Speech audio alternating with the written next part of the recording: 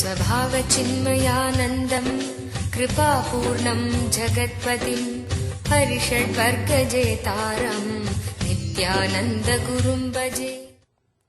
Here Mahadeva is giving a straight technique to achieve this state. There is so many other descriptions about enlightenment. Here I am giving you the description or understanding through which directly you can enter into this technique. Mahadeva says, blessed one, as senses are absorbed in the heart, reach the center of the lotus. He says, as senses are absorbed in the heart, reach the center of the lotus. This is the technique for the people who are living intensely with the senses. I want all of you to understand, we are not living with senses, we are living with mind. Let me tell you how to find out whether we are living with senses or mind.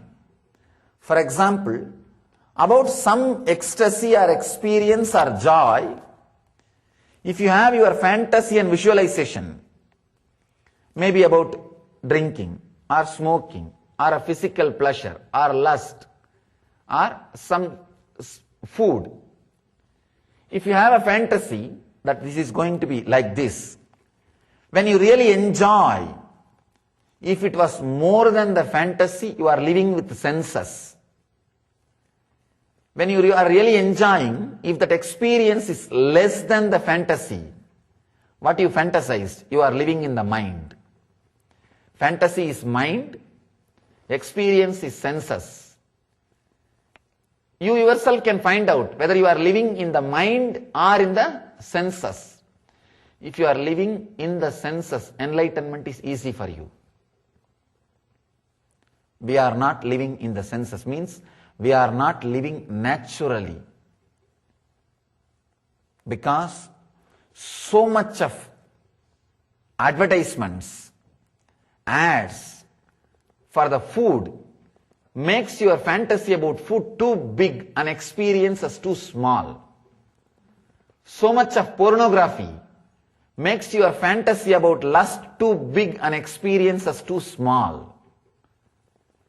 You lost connection with the senses.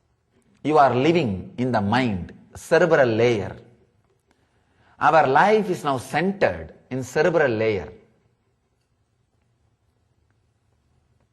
Person who is centered on the senses, the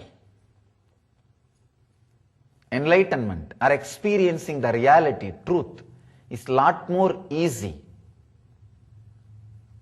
Let me tell you a small story.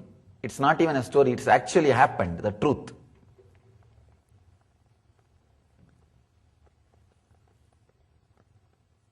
One priest who was working in a very famous Shiva temple in South India is not supposed to have non-veg, at least during puja days. He had non-veg and public saw it. And I was attending that program, the program which he is supposed to conduct. So the public who saw it came and complained to me, said that you should not allow him to conduct that program, because I was supposed to be the decision-making authority in that place. Who will do the first ritual and who will do the second ritual and all those things. They invited me as a guest. I called that priest and asked for explanation. Why did it happen? Usually, during the ceremony days, they have to restrain from non-veg food and all that. They have to keep up all the traditions. Of course, completely avoiding is supposed to be the pure tradition. At least during ceremony, it's a basic necessity. He said, he quoted a story. There was a story, the traditional literature, the Kannappa, story of a hunter, Kannappa. He was a great devotee of Shiva. Not only he used to eat meat, and he will offer the meat to Shiva. He said, When Kannappa's puja and all is accepted, why not my puja? I think I'll have to explain the story of the Kannappa. Only then you'll be able to understand. Only then the point which I am trying to convey, the person of senses and person of the mind, we will be able to understand. There was a great hunter in a forest who lived a complete real physical life. Blessed are those who are living in a place where there is no TV.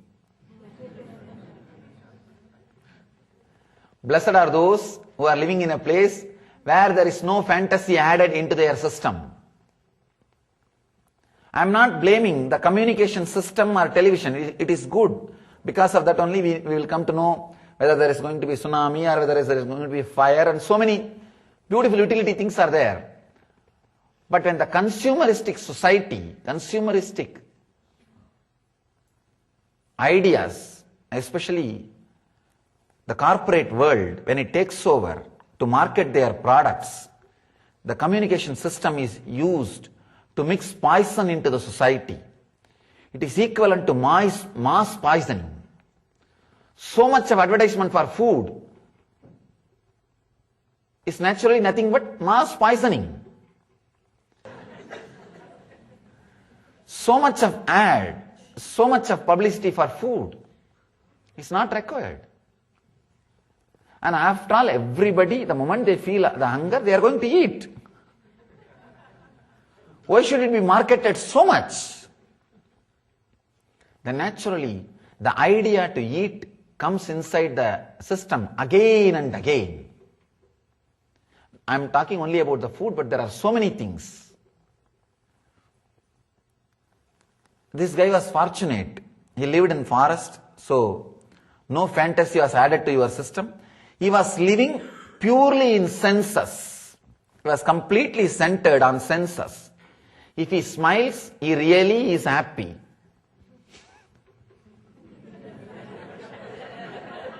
Understand,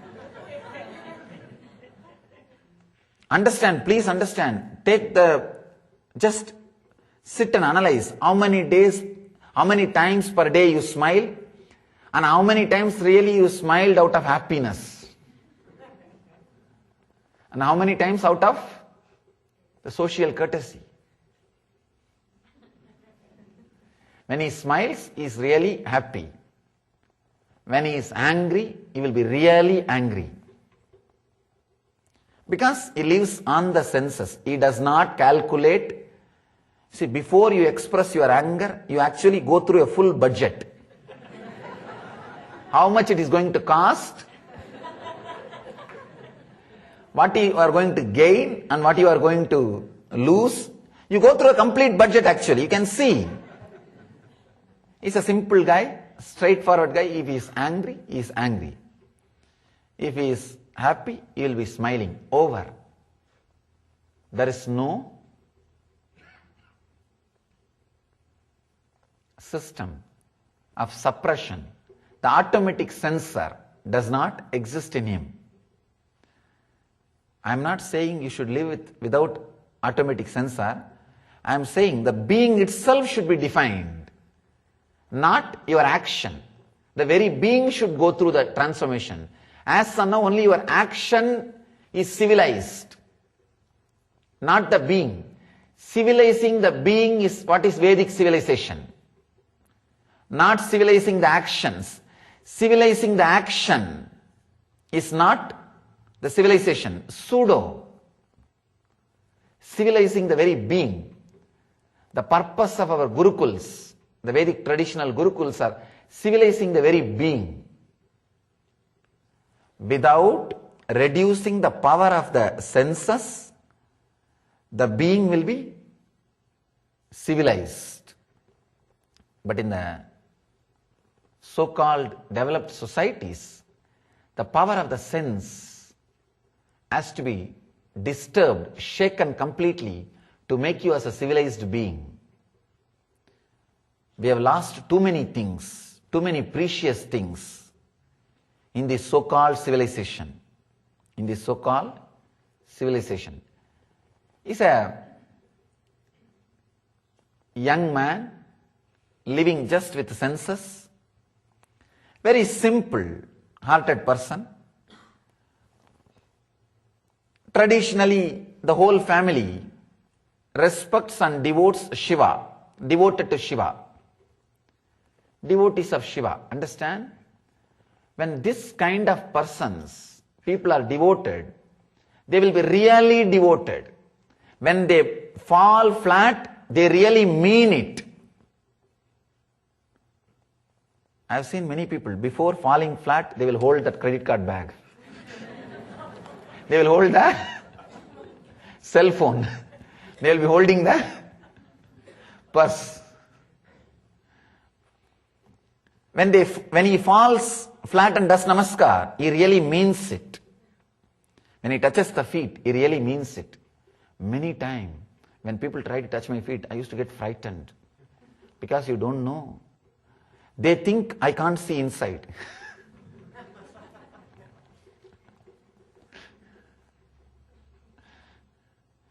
So much of vengeance and violence is inside.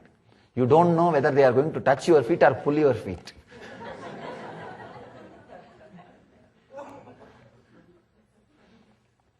But when Kannappa falls, he really means. When he bows down, he really means. That kind of a being. For them, no need for any prana pratishtha or energizing process. The moment they see the idol, it is deity for them, it is God for them. The prana pratishtha process is needed only for the guys who are very complicated, who are very simple. For them, no prana pratishtha is needed. The moment they see the carved statue, they know it is God. Over. But ordinary mind cannot accept. No. How can just a carved statue be God? Of course, there are some extraordinary minds, even after energizing, it is not God for them. Forget about them. Now we don't have time to talk about them. For a simple being who is living in the senses, for him, the moment there is a murti, it is God, over. There was a small Shivalinga under a tree in the forest. He saw that Shivalinga. The moment he saw, he became devotee. He became devotee. He started taking care of that murti. As he feels, as he knows, he started feeling connected and do that puja every day. Maybe because his father has forced him to come and do, he must be. Anyhow, he comes and does puja as he wants or as he feels. But of course, for the priest, it is a routine. It is a routine. But for Kannappa, the hunter, it is life. For him, it is the life. Every day he takes food, water, everything, and puts in front of Shiva, cleans that murti, and puts some flowers, does the puja, and goes back. Next day when the priest comes and sees, God, meat is in front of the deity, and that also the story says beautifully, he will kill the pig and nicely fry it, what they say, barbecue, in this country. After doing all that process, he will chew and see whether it tastes nice or not. If it tastes nice, those tasty parts he will pick it up and keep it separately. Bring that and offer. Bring that and offer. The priest was shocked. It is practically disrespect to the deity. So the priest got the shock and he threw everything, cleaned everything, and it's practically like a graffiti. For him, the kids come and do some graffiti outside the walls. Same way, somebody has come and done some abusal things. Anyhow, he does his puja and goes back. Again, next day he sees the meat is in front of the deity. One day this priest thought, what is this? What is going on? Every day it is happening. After a week, it is too much. He decided to stay there behind the tree and watch who is the guy who is coming and doing all this. Who is the guy who is coming and disrespecting the deities and doing all this. He just wanted to stand and watch. He was hiding. So as usual, Kannappa came singing and dancing. He was having meat in his one hand and the other hand having all the other things needed for puja. His kind of worship. And all the flowers, forest flowers he plucked, and he did not have place to, he did not have how, he doesn't know how to hold. So he put all the forest flowers in his head. And how to carry water? There is no vessel. So he filled his mouth. He came straight and spit the water and Shiva and cleaned the linga with a cloth. Surely I will not allow in our temple. Of course, if I really get a Kannappa, I will allow.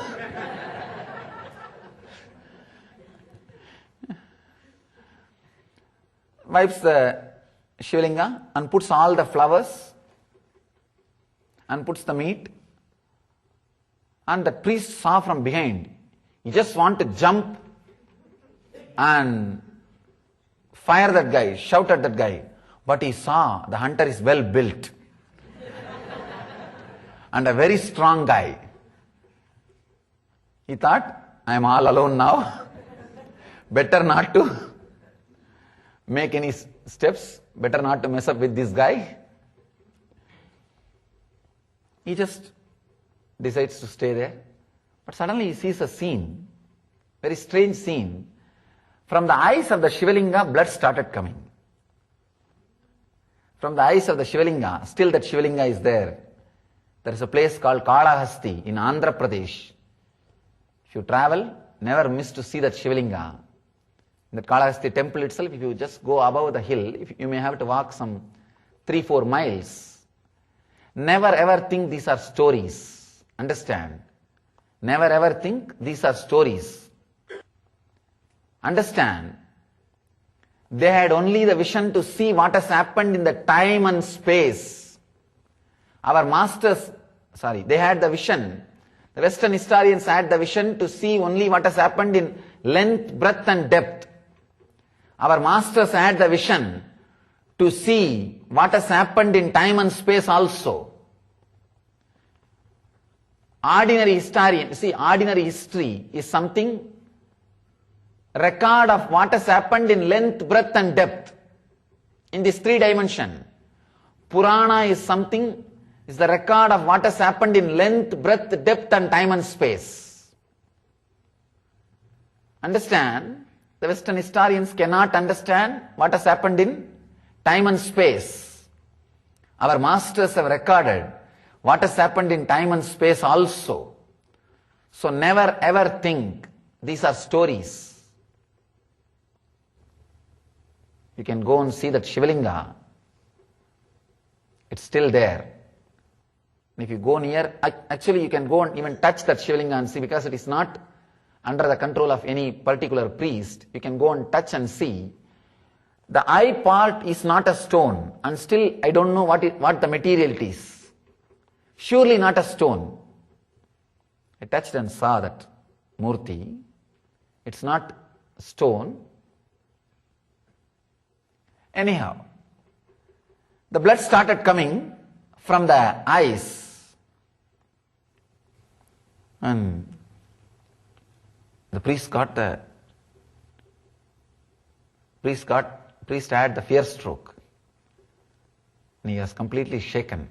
He thought Shiva is angry with this kind of worship. With the worship which is done by Kannappa. That is why the blood is coming through the eyes. But the next scene was the real scene. Kannappa was really devoted person. He cannot tolerate the blood in his father's eyes. He ran here and there and brought some herbs and tried to do some treatment. Nothing was working. Blood continued to flow. Then they know only crude form of treatment. Eye for eye. And maybe the first eye transplantation surgery. He decided just to remove his own eyes and fix it. He just took an arrow, removed his own eyes and fixed it. Understand? A person who is living on the senses completely, only he can decide to do this strong sacrifice. Not a person who is living in the mind. He will go through a full calculation before taking any decision. No, this Shivalinga can be replaced, one more deity can be brought, but not my eyes. God is not just in this stone, you see. We can bring another one stone and install, God can be there and we can give our puja and He will accept.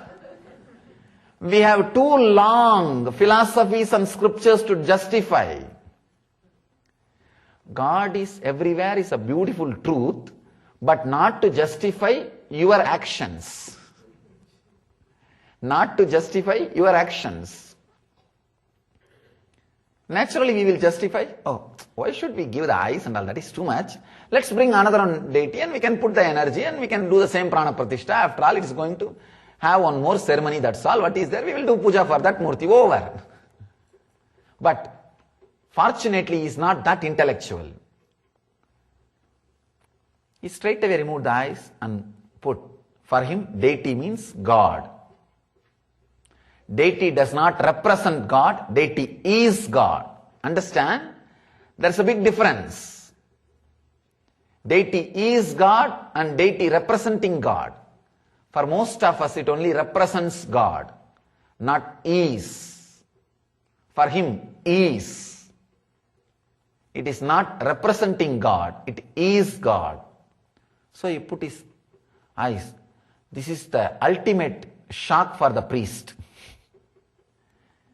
Not only he can't even imagine, forget about doing, he can't even imagine. At the most, he would have went and reported to his father, tomorrow onwards I don't have to go because the deity is not anymore live. He may feel relieved. Anyhow, scene is not ending here. This is not the climax. After he fixed the eyes, the blood stopped coming from one eye, the other eye, blood started coming. One eye got healed, the other eye, blood started coming. Shiva is the guy, he will test you till the end. He will corner you completely because he has to give enlightenment. To give you wealth, you don't need to be tested. All you need to be tested is, will you be able to maintain it properly and use it? That's all. So Vishnu does not have to do too much testing of you. He can straight away bless you. All right, let him have. What is there?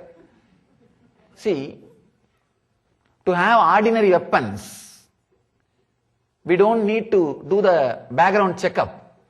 But to give an atomic weapon, nuclear weapon, we need to have a complete background checkup about that person who is going to be responsible to handle the nuclear weapon. Enlightenment is nuclear weapon for positive use. New and clear. It is new and clear. So before sharing that, he has to see the depth. He will test you to the end. In the other eyes also the blood has started coming. Kannappa did not even think twice. He did not even think twice. He straight away decided to remove the other eye and replace it. See the surrender and dedication. Namaha means I and mine is yours. When Kannappa says Namaha, he means it. Shivaya Namaha means he says I and mine is yours. Ma means mamakara. Whatever is mine and I is yours. That's what is Namaha means.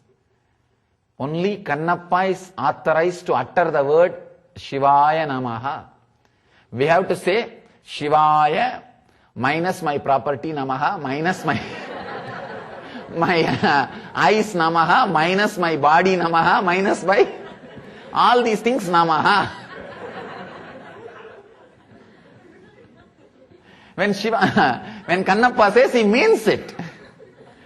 When he falls flat and says Namaha, he means the body and mind is yours. Very literally.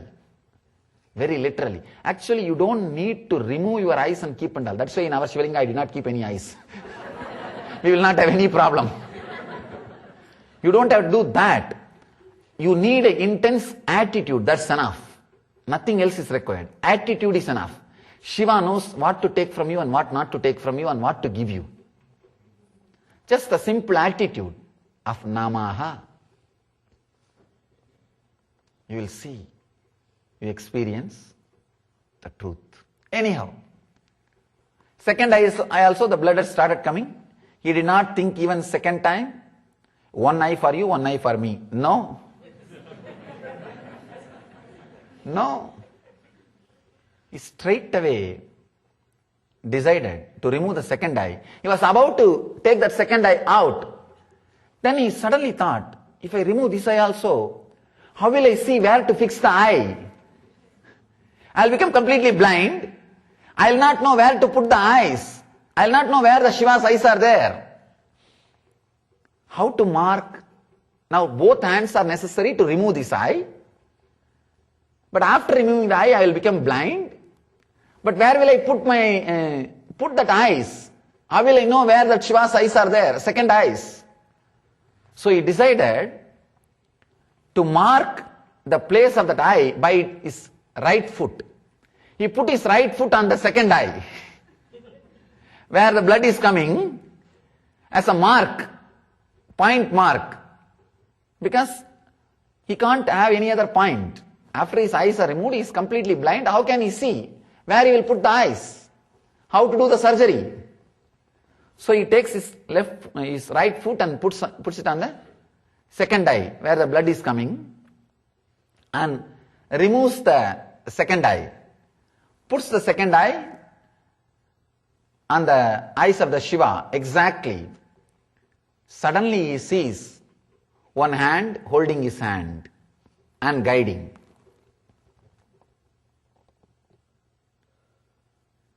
He was shocked. Who is in this forest guiding my hand? And that hand is not guiding to put the eyes on the Shiva's eyes. It is guiding, turning the eyes back to his own eyes. Turning his hand back to his own eyes. And the story ends with the climax. Shiva appeared and blessed him, not only with two eyes, with the third eye also.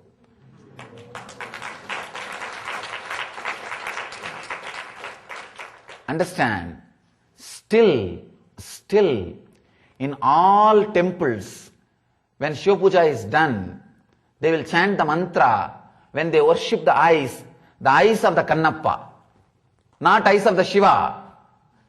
Shiva is considered as having only 1.5 eyes, because he is Ardhanari, half goes to Devi, 1.5. In this 1.5, one belongs to Kannappa. Only he has got only half eye. The eyes are worshipped as Kannappa's eyes.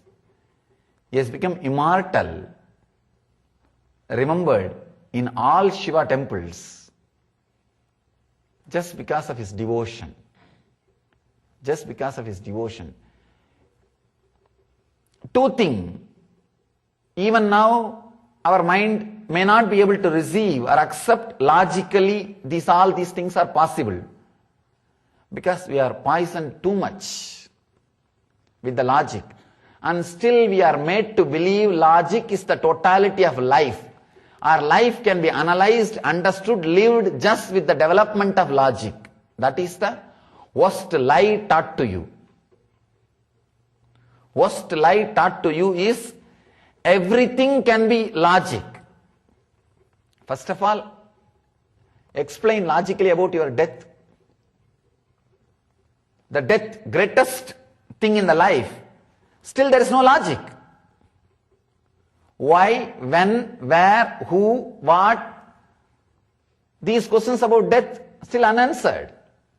This very clearly proves logic is too small thing to handle life. Logic is too beautiful. It is useful to handle your staff, your workers, your bank accounts, your money, your house, your infrastructure. But that is not the right tool to handle your life. Life cannot be handled by logic. We may not logically able to understand this whole incident. Understand, I am not asking you, or I am not telling you we should remove our eyes and keep it on Shivalinga, no need. But this attitude, this strength, this surrender, this mood, you will live totally in a different space. Totally in a different space.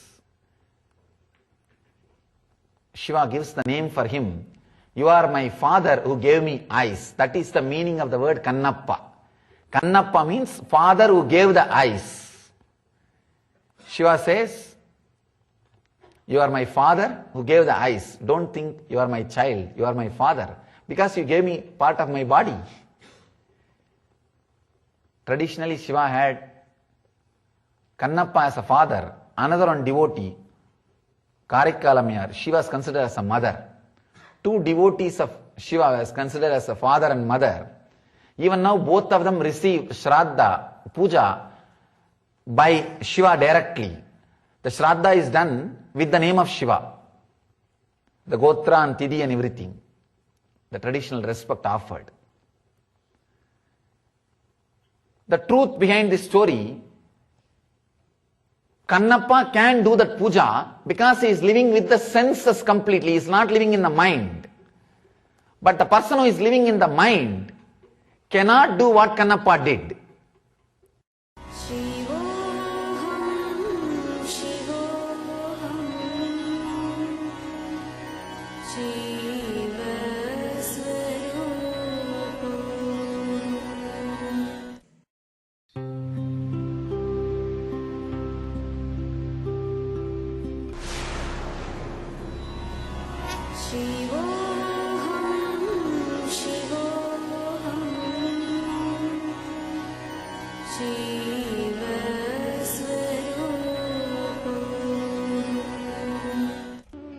India has given birth to great Paramahamsas, mystics, saints and divine avatars who have consistently delivered this world from darkness to light.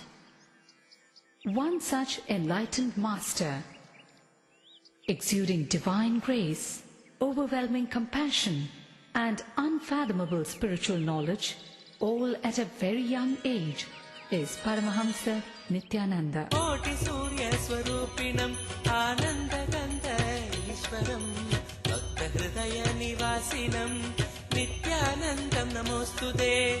Koti Surya Swarupinam Anandagandha Ishwaram Bhakta Hridaya Nivasinam Nithyanandam Namostude.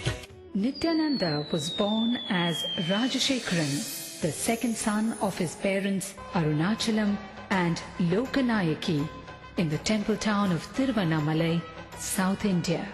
10 days after he was born, the family astrologer predicted that Rajashekharan would grow up to become a Raja Sannyasi and guide the world, something his parents were not happy to hear. At the age of 10, Rajashekharan was initiated by Raghupati Yogi. in his moment of initiation, Rajashekharan was blessed with a vision of Parashakti. He went home and carved the vision he had in soapstone.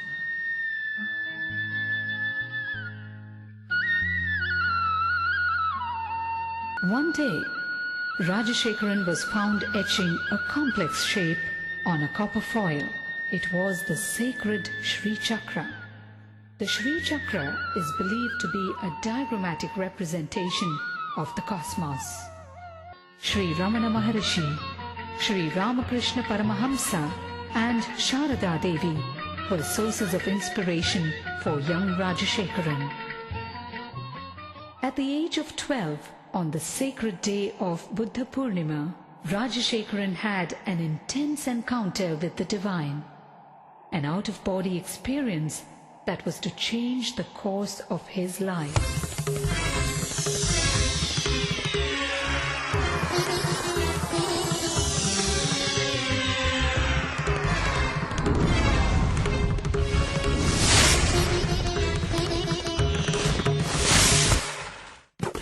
By his 17th year, Rajashekharan's spiritual quest became too fierce to be ignored.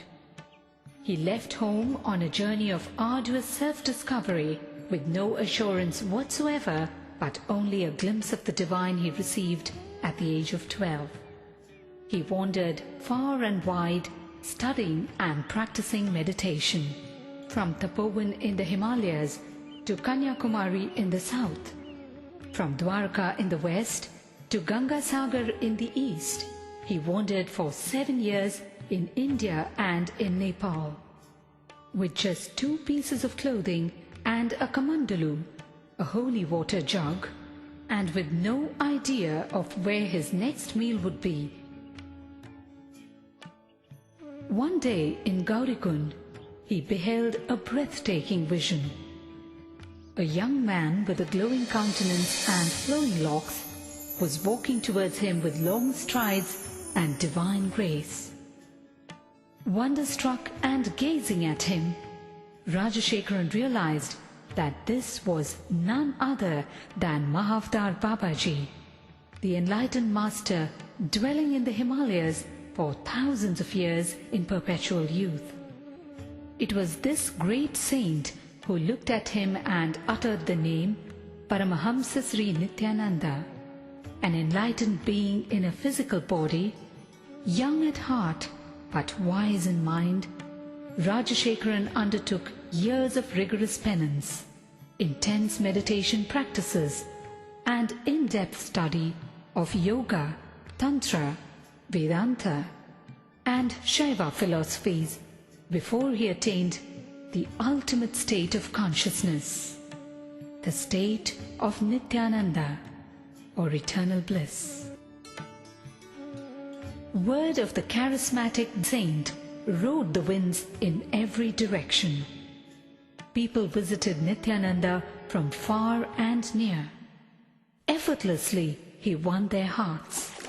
The time had come, and Nithyananda was ready to execute the real purpose of his divine birth, the purpose as a guru, as a master to the entire humanity. Life Bliss Foundation is his worldwide movement to spread his message of meditation and inner bliss. With its spiritual nerve center in Bangalore, India, and its Western Hemisphere headquarters in Los Angeles, USA, it operates through 1,000 centers and over 78 upcoming ashrams in 30 countries, causing transformation of humanity through transformation of the individual. How does one describe this great master? The charm of a child, the healing hands of a doctor, the compassion of a mother, the wisdom of a guru. To those who struggle under the many burdens of life, his presence itself is the answer they seek. In his arms, thousands find refuge, the ailing, the needy, and the seekers of God. The Master is an invitation to a journey inwards. In his own words, just allow me to light your being, then you will know that you are pure consciousness and your being pure bliss. Nityam Sharanam Gacchami, Dhyanam Sharanam Gacchami, Anandam Sharanam Gacchami, Nithyanandam Sharanam Gacchami. Nityam charanam gacchami, dhyanam charanam gacchami, anandam charanam gacchami, nityanandam charanam gacchami. Nityam charanam gacchami, dhyanam charanam gacchami, anandam sharanam gacchami, nityanandam sharanam gacchami. Nityam Sharanam Gacchami, Dhyanam Sharanam Gacchami, Anandam Sharanam